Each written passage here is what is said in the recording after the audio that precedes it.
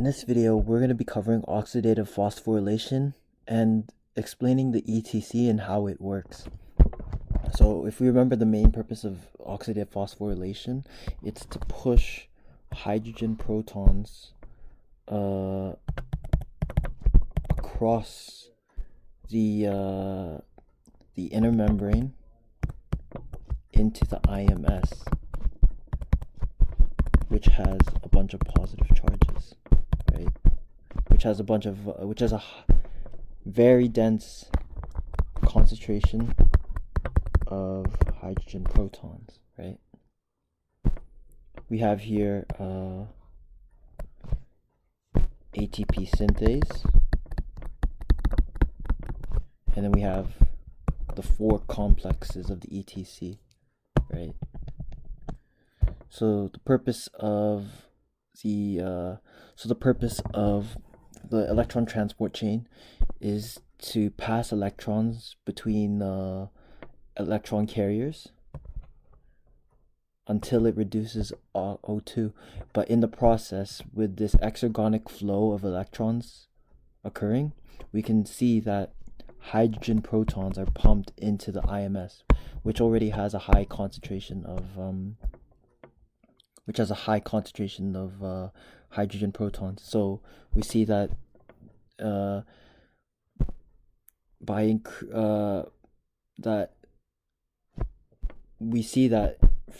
based on the law of diffusion, the protons would tend to prefer to go from areas of high concentration to low concentration.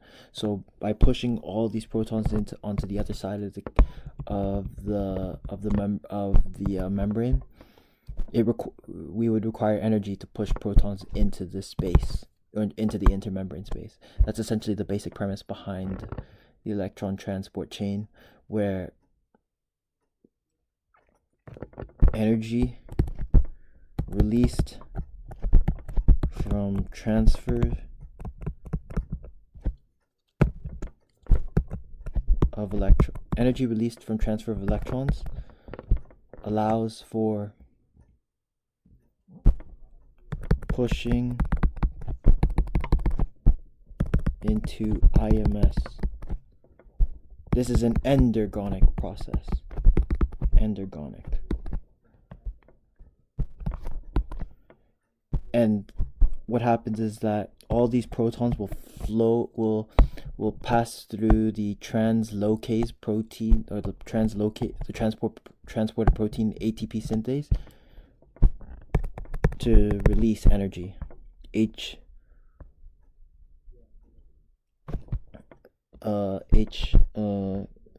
passes through ATP synthase. This is exergonic.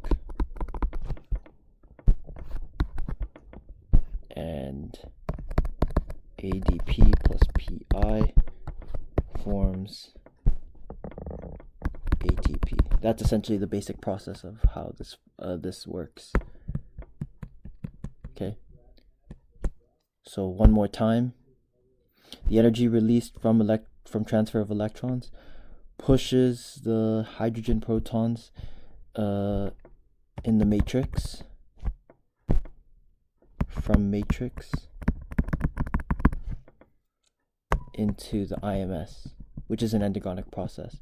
From there, we see that hydrogen protons passes through the ATP synthase to form, which releases energy, which can be used to do work.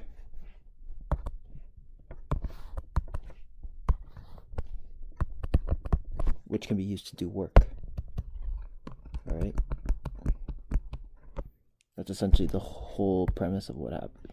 That's essentially the basic premise of the electron transport chain. The electron transport chain transfers protons. In doing so, uses energy from the transfer of electrons. Those protons will flow back into the mitochondrial matrix, thus releasing energy for ATP synthase to synthesize ATP. Hence the name ATP synthase. Okay. So let's just review I've reviewed the mitochondrial structure, right? Now let's go over the basic premise of the electron carriers. So there are 4 electron carrier complexes. They're called multi-enzyme electron carrier complexes. The electron carriers described above come together to form organized supramolecular complexes embedded in the membrane to perform 2 primary functions. So the primary functions of these electron carriers is to facilitate oxidation reduction reactions within the electron transport chain. So electron transfers between, say for example, complex 1 and Q, or electron transfers between Q and complex 3, right? And then the second main function is to pump hydrogen protons into the IMS to support ATP synthesis, okay? So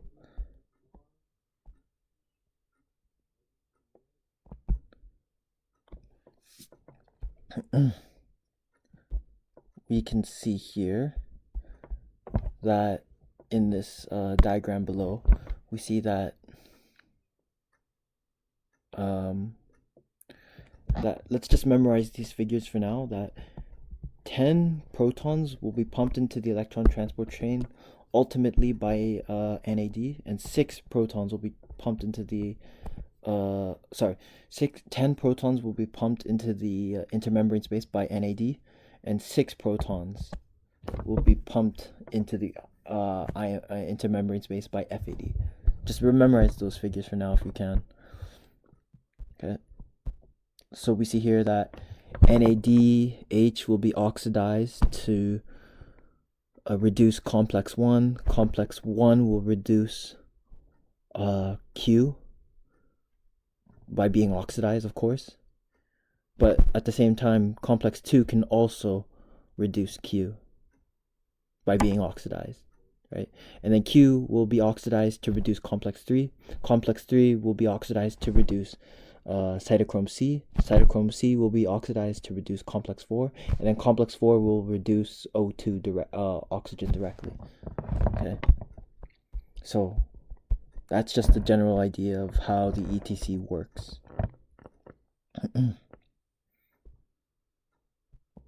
Okay, so let's describe how each electron carrier complex works. So complex 1 is called NADH ubiquinone oxidoreductase. So a common pattern that we'll see here is that for each complex, it shares a common pattern in the naming system. So we see here that NADH is the one that's being reduced. Oops.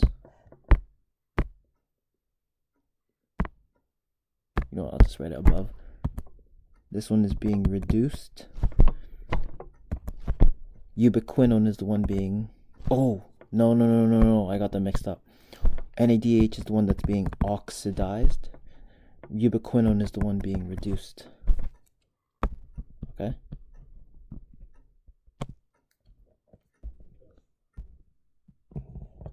So, yes, so the intermembrane space has a low pH and therefore a high concentration of hydrogen protons. And then on the other side, we see that there's a low hydrogen on the matrix side, or the mitochondrial matrix, that there's a low concentration of hydrogen ions. Okay. There's another. So there are. This is essentially the reaction pathway for NADH and complex 1. Okay. So NADH is oxidized. So in terms of specifics, we see that NADH is oxidized directly to reduce FMN, or flavin mononucleotide. So you remember FAD, which is flavin adenyl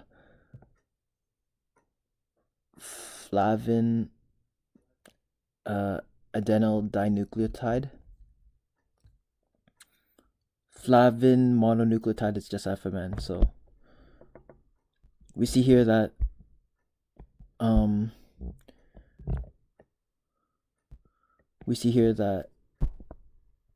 NADH will pass its electrons to FMN, and then FMN will pass its electrons to Q. So this is the key. This is essentially the electron pathway. So NAD will pass the electrons to FMN, and FMN will pass those electrons to Q. Now, the matrix arm is directly responsible for transferring electrons from NADH to Q, which essentially just means this, right? That's essentially what happens. We can verify this by looking at the diagram above. NADH will be oxidized, and then to reduce FMN, and then FMN will pass those electrons to another intermediate, which is relatively negligible, called N2, but ultimately it ends up at Q, and Q will be the one that transfers those electrons to complex 2. But before we get, or complex 3, but before we get to complex 3, we should take a look at the subunits NQ that the complex 1. We should take a look at complex 1 subunits NQO 12 to 14. So these subunits right here, these subunits of complex 1 are the ones that are directly responsible for pumping the protons into the intermembrane space. Okay? And this will create an electrochemical potential. Alright? Now, this is an important detail. The complex 1 can only accept electrons from NADH in the matrix, since the matrix arm is displaced in the matrix. Literally displaced in the matrix. Physically displaced in the matrix. Right? So, this poses a problem because NAD can't pass through from the intermembrane space, right? There exists NADH in the cytosol, right? In the IMS or the cytosol, right? And there exists NAD in the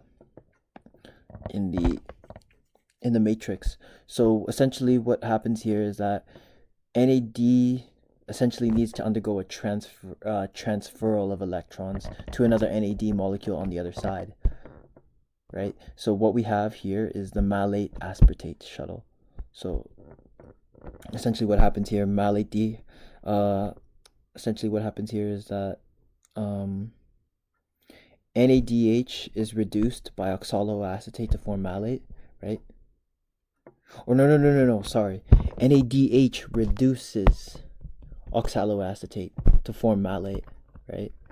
And then malate will be transported over, and then will reduce malate, and then we'll reduce NADH on the other NAD on the other side to form NADH. Okay, so essentially the pathway is like this. This is O for oxaloacetate. This is M for malate, right? And what happens here is NADH will be oxidized to form NAD+, right? And then it will go through the malate alpha ketoglutarate transporter, right? Which we'll just call alpha KT. And then this is what separates the two. This is the intermembrane space. This is the matrix. And then we just get the reverse process, right? NAD plus to NADH. And then we're back with oxaloacetate. That's essentially the whole that's the whole premise behind the Malate-Aspartate Shuttle. We can see it in the diagram here too. Okay. So the key steps here is that if I break this down a little more, that oxaloacetate from the side oxaloacetate is reduced to malate from NADH, right? NADH in the cytosol, right? and it oxidizes to NAD to reduce oxaloacetate to form malate. And then what we see here is the same, or this is not necessary to know. A lot of this actually is not necessary to know. Not even the key steps, not necessarily even the key steps of the Malate-Aspartate Shuttle, but I just thought I would leave it here to put a bit of perspective as to the reason why NADH needs to come from the matrix, right? Since the matrix arm is the one that's directly responsible for transferring electrons, right? So I figured I would leave this mechanism here, this whole shuttle here. So essentially what happens here is, if you saw in the previous videos that I showed you how NADH reduces a compound and how NAD is reduced by another compound, right? I showed the process of how NAD works essentially, right? So we see here that NADH from the intermembrane space will form be oxidized to form a hydride ion, right? And this hydride ion will nucleophilically attack oxaloacetate,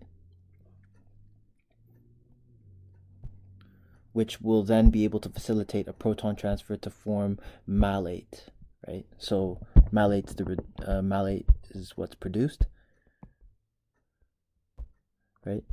And the key idea here is that two reducing equivalents are passed to oxaloacetate, forming malate.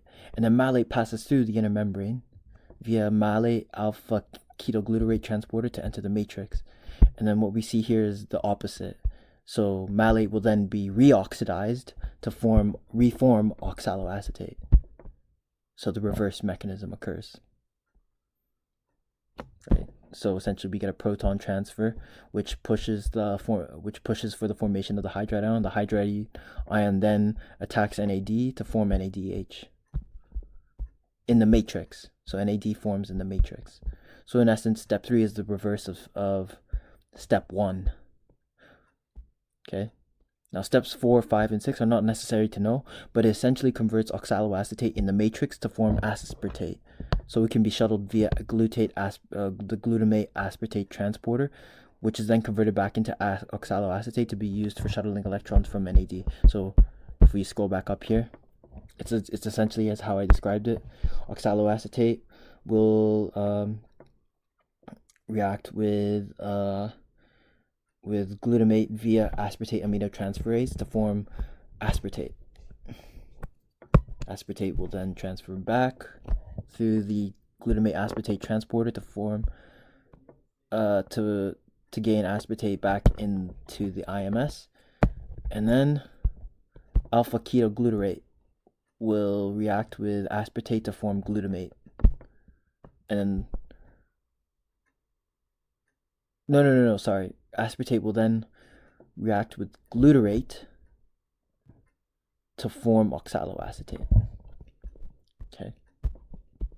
Those details aren't necessary to know, but I just thought it would be interesting to share. Now, let's see here. There's a second method of of producing NADH molecules in the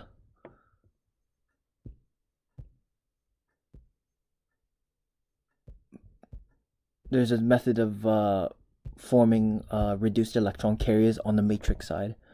So, or no, sorry, there's another way. Sorry. In this method, everything occurs on the intermembrane space, but electrons, but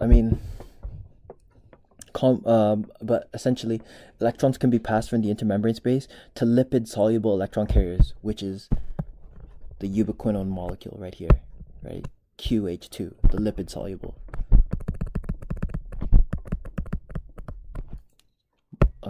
electron carrier. Yeah, right.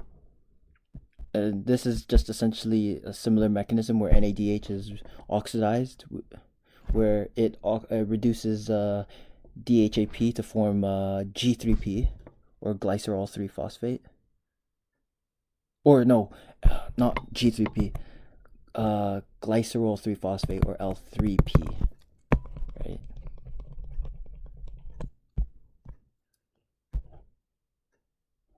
To form, or to reduce FAD into FADH2, and then FADH2 will pass those electrons to QH2.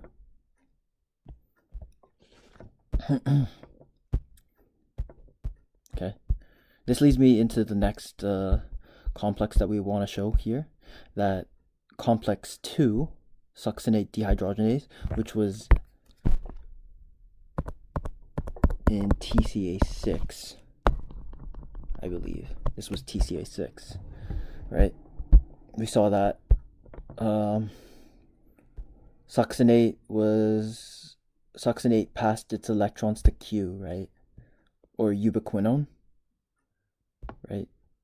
But it also had electrons passed from FADH2, right? So both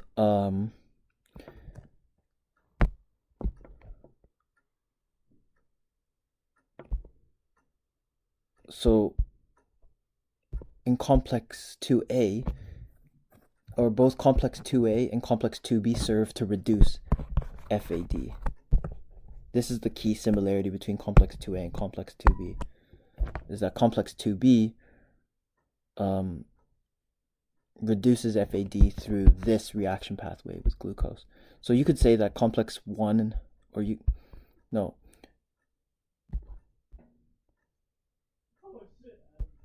can say that complex, you can say that NAD reduces both complex 2 and complex 1. Complex NAD reduces complex 2B, and NAD reduces complex 1. Okay. So there are 2 electrons. So the key details here for complex 2B are shown here, or the key details shown for complex 2 are shown here. So there are 2 electron subcarriers of complex 2 responsible for donating electrons to ubiquinone, right?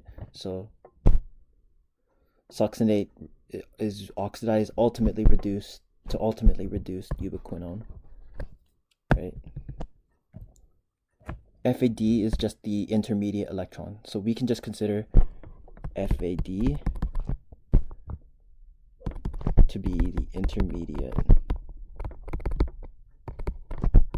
electron carrier between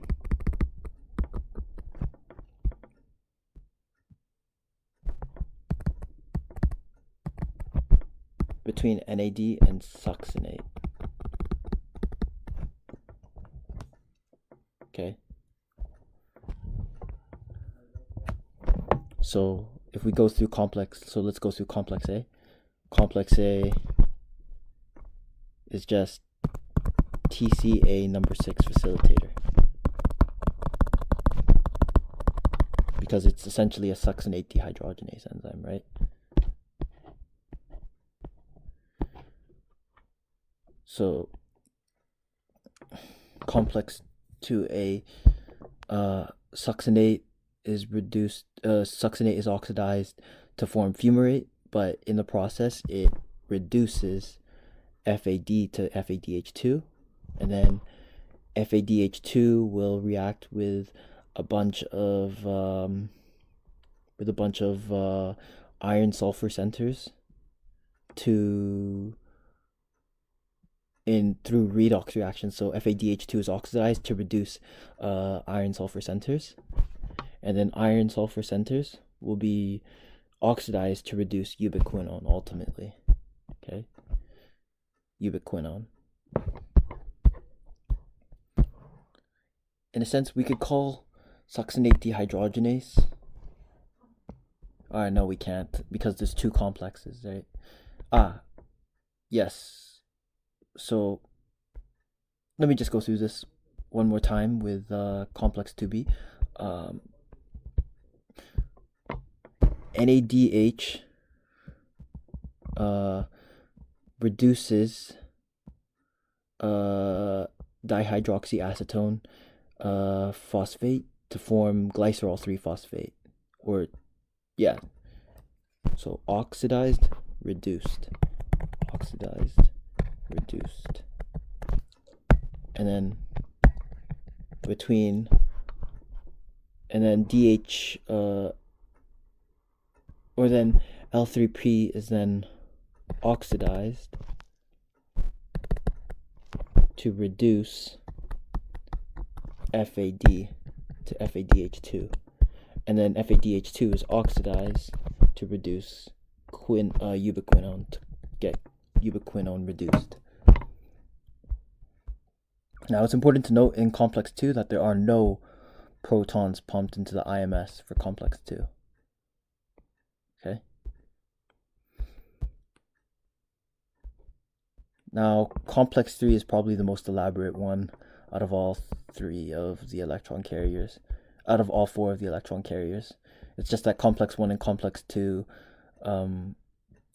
kind of made the whole process of electron carriers a little messy to deal with. Okay, so complex 3 is ubiquinone to cytochrome C oxidoreductase. So remember that pattern that I was talking about, where each one will, the name in itself will literally show what's being oxidized and which one's being reduced. So ubiquinone is the one that's now being oxidized to reduce cytochrome C. Okay, and we see here that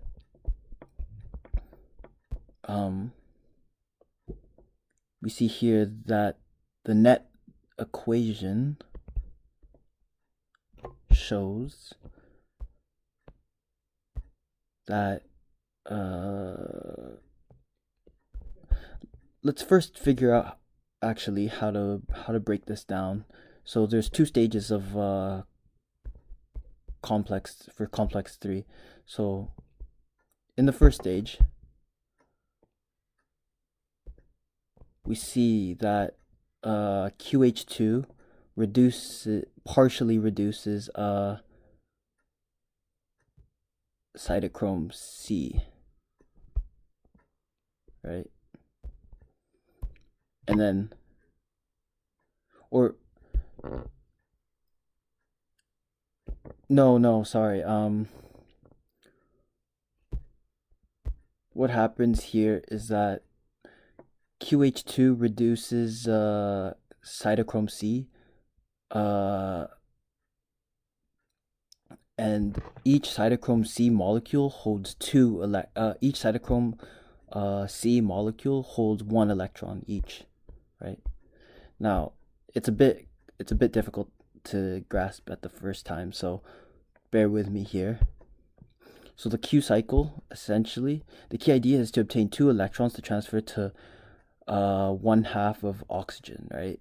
Or O2, 1/2 of O2. The Q cycle has a complicated pathway, but we can break this down step by step. So we see here in the first diagram that QH2 will likely come from a fully reduced Q in stage 2. This will make more sense later, but QH2, because of its capability of acting as a medium between 2 electron carriers and 1 electron carriers, the 2 electrons it is carrying can be distributed equally. Therefore, 1 electron will be used to reduce Cytochrome C, and remember that Cytochrome Z holds 1 electron. Cyt C equals 1 electron, or carries 1 electron held, right? And the other electron is used to partially reduce another molecule of Q. Okay, so Q will become a semiquinone radical. And the oxidation of QH2 results in 2 protons, 2 hydrogen ion, or 2 protons being pumped into the IMS, therefore giving 2 hydrogen protons shown in reaction stage 1. So we can see here that QH2, 1 electron is passed this way, the other electron is passed this way, right?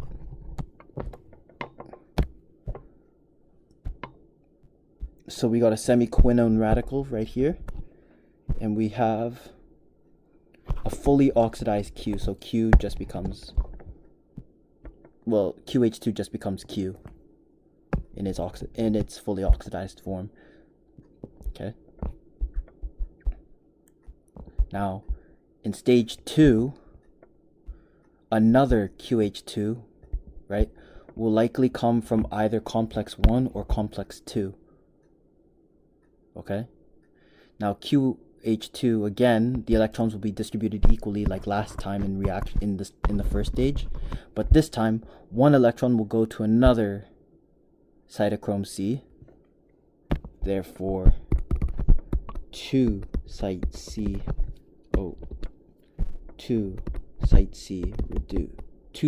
C molecules are reduced. Okay? And the other electron will reduce the previously partially reduced semiquinone radical to give ubiquinol, or QH2. So remember this here? Remember this molecule here? That was produced, the semiquinone radical that was produced from stage 1. That semiquinone radical will participate in stage 2 to form ubiquinol. The QH2 will act as the substrate for stage 1 of the Q cycle. So to achieve proper reduction of Q, 2 hydrogen protons from the matrix are taken up, increasing the electrochemical potential. And the oxidation of another QH2 will result in another 2 hydrogen protons being pumped into the IMS. So in total, 4 hydrogen protons are pumped per cycle, per Q cycle. So for every Q cycle, there's 2 stages, right? And every 2 stages, there will be 4 protons pumped. Okay. And then we see that 2 Cytochrome C molecules will be passed over to cytochrome oxidase, right? Now the key details here: 2 cytochrome molecules are reduced, pumping 4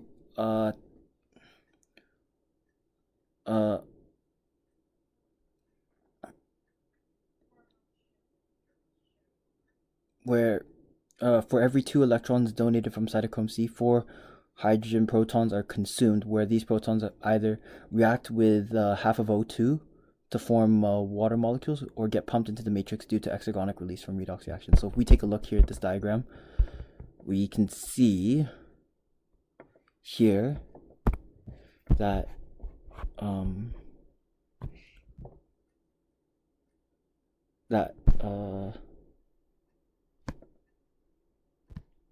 consider this to be 2, right? 2 site C, 2 electrons are passed this way, right? They're passed to copper, a copper prosthetic group, which passes over to heme A. So remember from the electron carriers video that there were different units. So cytochrome C was one of them, heme A was another, and then it passes those electrons to copper B, and then copper B passes those electrons to O2. Okay, so this is the reaction pathway that I observe here. 2 site C goes to copper A, which then goes to heme A, which then goes to copper B, and then transfers those electrons lastly to half of O2. The reason why it's shown in O2 is because O2 needs to be reduced in its full form and then reacts with 4 hydrogen protons to form 2 H2O, as we see here. Okay.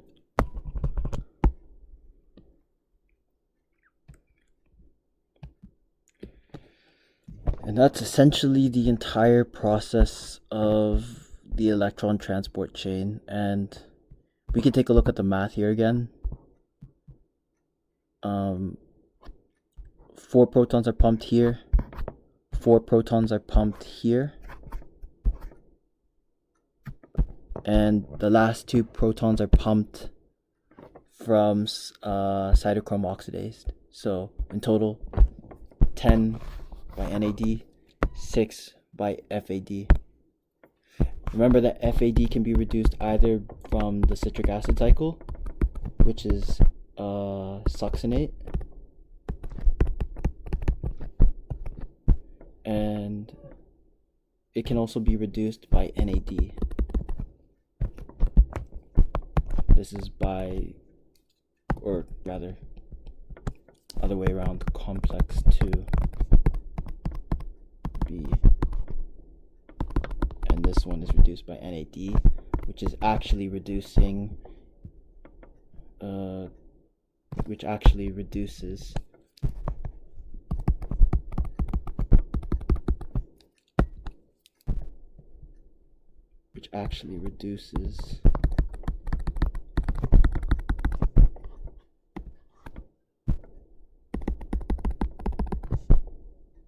L3P,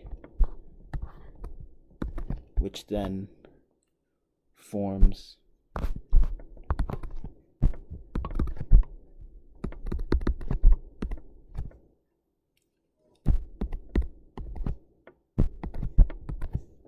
this, right? Oh, that is not correct.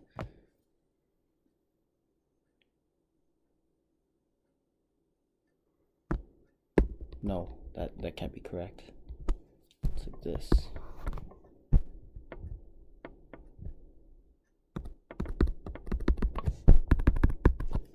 There we go. And then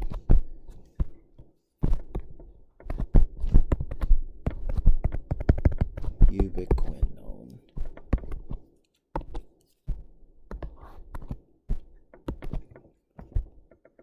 I believe that by understanding the entire process of the oxidative phosphorylation makes it a lot easier to memorize. So by choosing to understand these intricate details, it makes it a lot easier to understand how the electron transport chain works.